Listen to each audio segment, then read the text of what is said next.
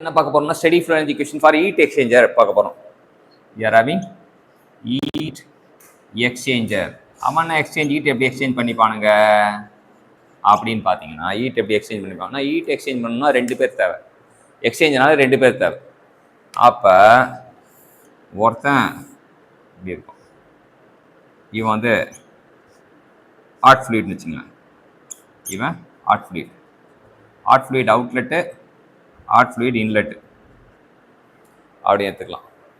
இன்னொருத்தன் வந்து வெளியில் இப்படி இருக்கும்,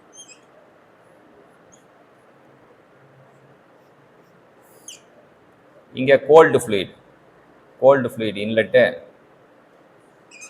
கோல்டு ஃப்ளூயிடு அவுட்லெட். அதான் நம்ம தெரிஞ்சுக்க வேண்டிய விஷயம். ஹீட் எக்ஸ்சேஞ்சரில் 2 ஃப்ளூயிட் இருப்பான், ஹாட் ஃப்ளூயிட். இப்போ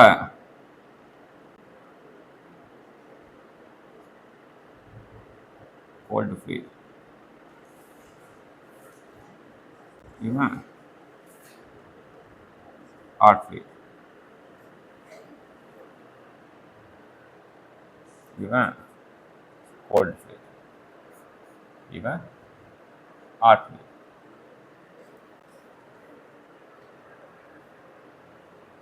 இவன் 1ல் வரான், 2 போகிறான், 1. இப்போ நமக்கு என்ன அப்படின்னு பார்த்தீங்கன்னா, ஹாட் ஃப்ளூயிடும் கோல்டு ஃப்ளூயிடும் வரான், 2 பேர் வரான், 2 பேர் போகிறான் அப்படின்னு தெரிஞ்சிடணும். இந்த கோல்டு ஃப்ளூயிட் உள்ளே வந்தான் இல்லையா, கோல்டு ஃப்ளூயிட் இன்லெட், அவன் ஒரு H1 என்தால்பியில் இருக்கான் வச்சுக்க.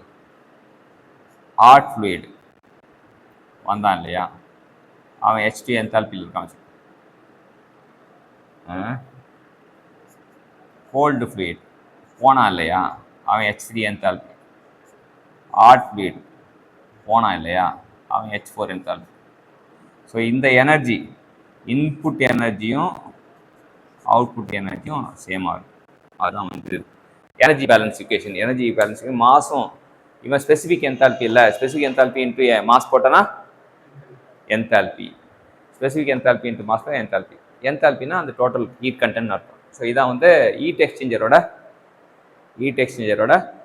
நமக்கு ஒரு energy balance equation, steady flow energy equation. Thank you samples.